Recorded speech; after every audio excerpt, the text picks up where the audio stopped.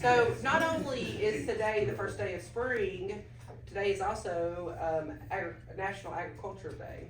So I posted a little bit of the resolution that the President's office put out last year. It says on Agricultural Day, we celebrate all the farmers, farm workers, ranchers, fishers, foresters, and other agricultural workers who do so much to make our nation strong, fuel our economy, and steward our lands. So if y'all know any farmers, and some of you are, pat on the back, thank you for what you do. And then I think it's great that on National Agricultural Day, we have FFA with us. We have the Lincoln County FFA, who a lot of you know about. They're busy in this community. I got to go to Tractor Day. I think that was one of the best and most fun tractor days I've ever been to. I don't know how y'all feel about it, but it was just a great day. It was a great day. It was a lot of fun. So Julie Burnum is with us today. She's the advisor for FFA. She's an agriculture teacher over at Lincoln County High School. Will you introduce your students that you have with us today? If y'all give her a hand. I'm so sorry, I have a we are really thankful for the Rotary to allow us to come and speak with you guys today. We spoke with Kiwanis, and Don must have talked to somebody, and he said, hey, I need you to come. So it worked out well. It is National Agriculture Day. My name is Julie Burnum. I teach at Lincoln County High School and am one of the 3 advisors for agriculture as well as FFA. I brought with me a couple of students today, Jay Patterson and Kate Henry. I'm going to share a little bit with you first, and then I'm going to let them talk a little bit more about their experiences. But we're going to share basically what we shared with Kiwanis previously, and that was just about our program and some of the things that you guys may not realize that we do. We are very active in our community. You see us all year long doing all sorts of things. Our next big things will be, we're looking for state convention this week, but our next big community things will be Farm Safety Day and Farm City Day, which come in the end of April and 1st of May, where we target the 4th graders for Farm Safety, and Farm City Day will be for 1st graders. So, but you know, we believe in agriculture. We have a passion for that, and I think, you know, a lot of us growing up, that idea of what FFA was these are the kids that are going to be the farmers. Matter of fact, until 1988, the letters FFA stood for Future Farmers of America. But in 1988, the National FFA organization actually made a point to realize that we're a very progressive agricultural organization, and the letters no longer stand for Future Farmers of America. They actually are just the letters, a throwback to our tradition, but they realize that agriculture is very diverse. Neither one of these students are going to be farmers as a career in life. Kate does come from a family farming history, but Jay's never been in farming actually with his family. I myself only lived on a family farm till I was 4, and then my passion came from my dad, who taught agriculture and did greenhouse and horticulture at Riverdale High School. And so, you know, agriculture is incredibly diverse, from managing national poultry accounts like Mr. Brinley does, to advocating veterinary medicine and doing community things within our county, to scientific research. So FFA is a very broad organization, but one thing holds true, and that's we have a passion for agriculture, and we develop some of the strongest leaders that you will find in this county. And we do that in a lot of ways, but I want to talk about how our classes kind of work a little bit. We have 3 pathways or 3 focus areas at the high school now. We have the animal science pathway, which has been there for many, many years. My husband Thomas teaches that pathway, which is our small animal class, large animal science class, as well as our veterinary medicine class. And through his classes, he does a lot of different projects. We've gotten, in the last few years, we have started raising turkeys in the fall and chickens in the spring. We do a meat bird project, so the kids actually have the hands-on with those young chicks coming in. They grow them out, they see the ins and out. They also see how important it is for us to be advocates. Just this morning I was scrolling through Facebook just a little bit, and I saw somebody commented on Tyson and some of the things that are going on in the news right now. And one of the comments that somebody had said was, I don't support them because of their feed additives. Well, you know, that's a common misconception, and one that we really try to fight and make sure that other people understand, because your meat, your chicken that comes from Tyson or Mount Air or anywhere else that you might purchase, we can show you with our Meat Bird project that that's genetics. That is us choosing selective breeding in order to create those birds that not only do they grow fast, but they also develop large amounts of meat. And so our students get to learn that. They get to see that it's not added hormones, which is illegal, and they get to see that there's a lot of myths that we're able to teach them that are just not the case. And then we harvest those birds in class. We actually have our own plucker, we have our own scalder now, and so those kids also get to see how it's humanely capable of doing that. So really proud of the things that my husband and partner does in the animal science part of that too, because it really allows those kids to learn a lot of hands-on things. I teach the agriculture business part. We had horticulture for several years, plant science program. We have the greenhouse there. We transitioned to agribusiness this year. Both of these students were in my first agribusiness class that I taught. And in that, we're still going to run the greenhouse, but we're going to do it from the business side of things. And that class is actually what we consider a statewide dual credit.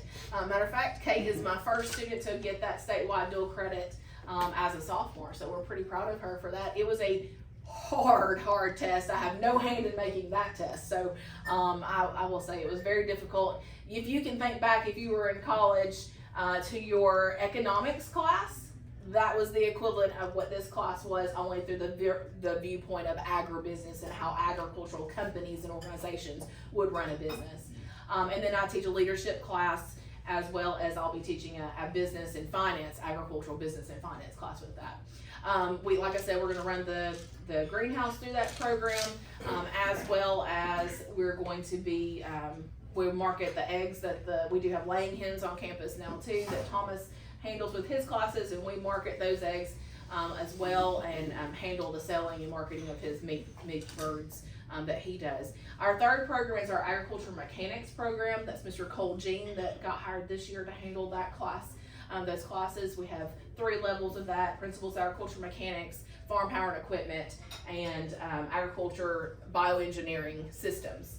And through those classes, it's not just let's go build something or work on something.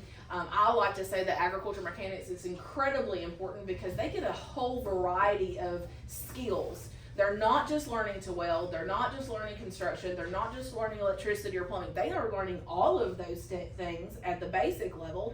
So even if that's not the trade they're going to go into, I bet all of you would have liked to have a plumber or an electrician at some point in the last year. Or you would have at least liked to have some of those skills that you could have done it yourself and save yourself just a little bit of money. And so they learn all of those skills among several other things, as well as how to fabricate and work on. I believe we worked on a wagon for you one time, did we? I've still got the Yeah. thing, it's still running. Well, good. That's good. So they do work on some equipment and pieces like that. And then that upper level class talks a lot about drones and more of our biotechnology that's coming in, where we literally, I've watched Josh Ogle in our community look at his phone and adjust his irrigation from Bluetooth on his phone. And so it's very fascinating to see all those things. And so we talk about all of that in those programs. I'm gonna real quick want to talk about one of the things that I think is real cool that we've done this last year, and that is the number of dual credit classes that we have now in our agriculture program. So our first level class was just agri-science, which is designed for 9th graders. Now has a partnership with Middle Tennessee State University. Every student has an opportunity, if they so choose to take it, to seek dual credit.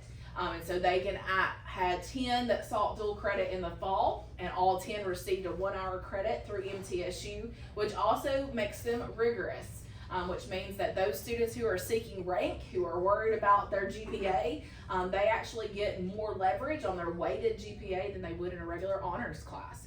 So I think that's really cool. Then of course I said something about my agribusiness class. That statewide dual credit also counts for dual credit for all of those kids. Whether they get the actual credit or not, they still get to get that at the high school because they tried, right? And then my leadership class has that opportunity as well. Thomas's class, his animal science, his large animal science class, it has a test. You took that last semester? No, we didn't have it last year. But the large animal class has a partnership with MTSU for that. And then our veterinary science class, which Jay is in right now, is preparing for the statewide dual credit class test right now for that as well. And that's a doozy of a test too, but that's with our veterinary medicine class. So we have lots of cool things that we're doing in our program, lots of opportunities for these kids, and every single one of them, we ask them to speak. We ask them to work together as teams. We ask them to plot and think and analyze and design and do all the things that you guys are having to do on a daily basis within your companies and organizations. I'm going to ask them to speak for just a few minutes about their personal experience. I want them to introduce themselves. They're going to tell you a little bit about what they do as far as agriculture experience is designed for. They're going to tell you some about their competitions and just a little bit about themselves in general. So like she said, my name is Kate Henry and I'm serving as the secretary of our chapter this year. My SAE is in, we run a small cow operation of Black Angus cattle in Fayetteville, Tennessee. And we really just started, we just really moved to a farm when I was in kindergarten and got bottle calves, and it was a lot. And then another part of my SAE is cattle showing. I show 2 Simmentals right now. I would say my favorite competitions would have to be livestock judging and dairy judging. And our livestock team just placed first in the middle region, and our dairy team placed second in the state this year. Dairy judging and livestock judging, you get 8 to 12 classes, you place them 1 to 4, and then you will give reasons, which is basically defining why you like the first animal over the second a certain way. Through agriculture, I've learned so many things. I will say, when I went into NAFCRET, I was terrified to talk in front of people, and I still am a little right now. But it's really helped me to open up, to be able to talk to a crowd and really portray my opinions. Well, I've never had a problem. Well, I've never really had a problem talking in front of people. Sure, you should fit him in 9th grade. That was great. My name's Jay Patterson. I'm a senior this year. I've been in FFA for about 4 years. I currently serve as the chapter vice president over building communities. My SAE consists of breeding and training golden retrievers to waterfowl hunt, and it's pretty fun. It's fun. My favorite class, I've done every class so far. I have not completed all the classes, but I've done ag business, horticulture, animal science, and ag mechanics. Currently, I'm in the environmental science competition, and we're going to compete in state and next week. Environmental science consists of real world situations like waste management, where we can put it in, forest, and how we can cater to the needs of the environment and preserving the environment and still, accomplish what we need done. It also consists of animal identification, hoof tracks, scrapes, anything really. So I hope you can see that they're very diverse in their backgrounds. They bring a lot of great things to the table. I tease Jay a lot. We have a pretty good relationship. I love him, and I'm definitely going to miss him most days when he graduates. But they both got bright futures. Jay, what have you settled on for your future? So, as of right now, I'm going to Motlow next year, but I'm thinking about going into natural resources and conservation. And if that doesn't work, I really just want to do something that involves communication and helping people. I love talking to people, as you could probably tell. Don, make sure he knows about Doug Schoenrock coming, because I think you would really enjoy Doug Schoenrock. He is the Ducks Unlimited. Ducks Unlimited. What's his title? President. No, he's beyond president. He's executive emperor. Yeah. Yeah. Yeah. Okay. So April 16th. When? April 16th. April 16th. Send me a message and I'll make sure he gets here to be able to watch that. Yep. Come here and listen. And then Kate is incredibly driven. She walked into my classroom driven as a freshman. She's only a sophomore, and the girl has plans upon plans. So I know what you got a plan. Yeah, I got a plan. So I want to do animal science, obviously, but I want to focus in beef cattle reproduction and genetics. So embryos, AI, just genetics in the lab, all kinds of it. And I would like to go to University of Tennessee and maybe Oklahoma or Kansas for my master's. So we're very proud of our animal science program. Obviously, we've got a huge community full of support. I don't know if you guys know this or not, with the National Ag Day, that Lincoln County is the #1 county in the state for beef cattle production. And Tennessee is like number 7, I believe, in the United States for beef cattle production. That says a whole lot about our community.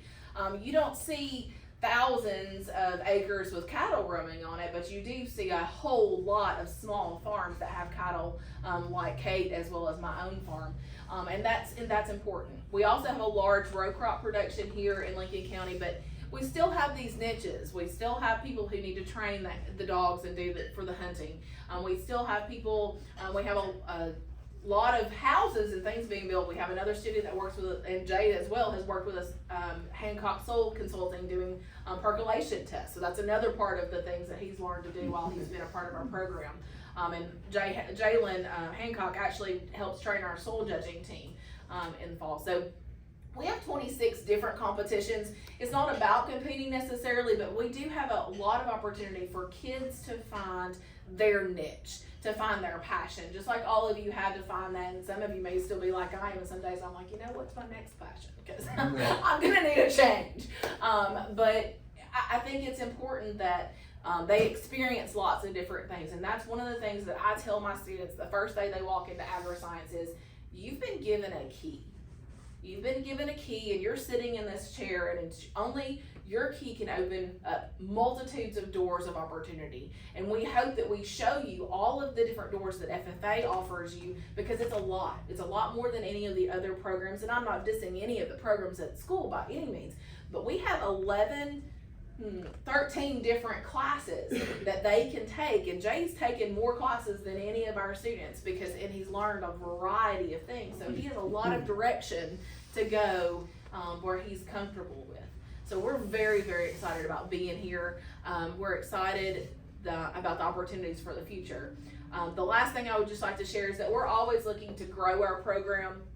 With 3 teachers, we have about 250 students that sit in our classroom. The state alumni, or the state foundation association, pays for all of our students to be FFA members. So the minute they sit in our class, they are an FFA member, and they have all the rights and privileges to travel and do if they take that opportunity, like I talked about. And so we do have that. We have a 1/5 of the school population in our program. So we are the largest student organization in Lincoln County. We're the largest student organization in the county, and we're the largest student organization in the United States, with close to 1 million FFA members across the nation that are active members. That's not our past members, that's our active members every year. We have some goals and dreams. For a long time, we've wanted a facility on campus that would be geared towards our animal science program. I think some of our alumni is kind of spearing that again a little bit. But you can tell that that's an important program for our kids to get their hands on. We have great models, those are great, but there is nothing like working with cattle or other animals when they're alive and willing to kick or bite, and give them an opportunity to learn how to give them those vaccinations, to do worming, to ear tag, to inspect their hooves, to look at those things. And we want to be able to create that outreach even to the community and bring animals on campus in a facility where the kids can work alongside veterinarians and other things to help them learn those skills even farther into what they depths of learning is where they're at right now. So we do still have some dreams of an animal facility on campus where we can push that a little bit more. Do you guys have any questions for us? Yes, sir. I want to ask a kind of dumb question about your livestock judging. Aside from like confirmation or whatever, what are the things that you're looking at and for and ranking them? So when it comes to breeding classes, I'm really focusing on structure, because that animal, they're gonna, especially pigs, they're gonna be in confinement. They're not gonna be able to move around a lot, so that if they don't have good structure, they're not gonna last, and you're gonna be pulling a lot more. So with cows too. When it comes to market classes, market hogs, market steers, you're really focusing on muscle. And yeah, they might not be the best structured, but they're fixing to go to the slaughterhouse, so structure doesn't really matter in the long end. Well, your Seminoles have the muscles. Yes, sir. But Brangus is really muscle too. Yes, sir. So we've had a lot of success this year in our state competitions. And Kate's been a large part of many of those competitions as well. Excuse me, fighting the lovely pollen that's in there. But our dairy team, which she was on, placed second in the state this year for dairy, and we are really excited because that means next year we have a really good shot of winning state and moving on to nationals. We have a really fantastic team with that, but that's dairy cattle evaluation, so very similar to livestock judging. So you're evaluating their readiness and their soundness, their conformation, their structure for breeding specifically for that, because our dairy animals are not necessarily going into the market for that purposes. And then our other team that placed second in the state was our horse judging team. And so again, we've got some amazing kids right now that really have a passion for that animal industry. And so, matter of fact, several of them are at a 4-H competition today for horse judging. So we have a really fantastic relationship with Dan Owen at the 4-H Extension Office. We work together probably more cohesively than most any other 4-H and FFA groups in the state. Dan and Thomas work really well. We all work really well together. We help train each other's teams and work together, and we encourage them to go to do both of those things because it's double the opportunities for our students as well. And then she mentioned that we just won livestock, which was our middle region contest. So we do that competition will be in August back at the state fair. And that's a huge deal because livestock is really something that we are known for. Matter of fact, I got a call Friday night at 6:30 from a livestock judging professor at Fort Collins in Kansas Community College, and he wanted to know their names. He wanted to know who he could contact for scholarships to be on their team, and that's the second or third call that we've had this year about our livestock judging team. So we're nationally known. We're nationally recognized among the circles that we know. So. And I just want to say how proud we are of the program that y'all have and all your hard work. Thank you. Yes, sir. Do y'all still have, when my wife and I were running through the high school, some of the competitions like parliamentary procedure and public speaking? We and do. We found, we have found that those have been exceedingly helpful to us as we have Yes. transitioned into adulthood. So those are still Absolutely. things that are offered? Yeah, I train the conduct of chapter meeting team every year. It's a freshman team that starts out with our opening ceremonies that some of you may be familiar with, and then it has a Great. parliamentary procedure in the middle of that for just freshmen. And then Jay's been a part of the parliamentary procedure, just that specific team, after he came out of CCM as well. So yeah, it's absolutely, I tell my kids that and we teach it, I teach it in my agri-science class, but I tell them, I said, when you get done with this unit, you're gonna know more than 99% of the population that you're ever going to know because you know partly. Well, I want to echo terribly about that. If you reach a certain age and you live in a place like Fayetteville, you don't volunteer, you're volunteered. Yes, And yes, for sir. committees and boards. And I didn't have the advantage of FFA, but I certainly had the parliamentary procedure pounded in my youth. And every time that I used to say, I will just get up and leave and won't serve on this anymore. If I hear one more time somebody say, I make a motion. Well, in my childhood, we remote days, on the playground, there was a game that small children played called monkey motions. And somebody would start out, and the next one have to do that and something else.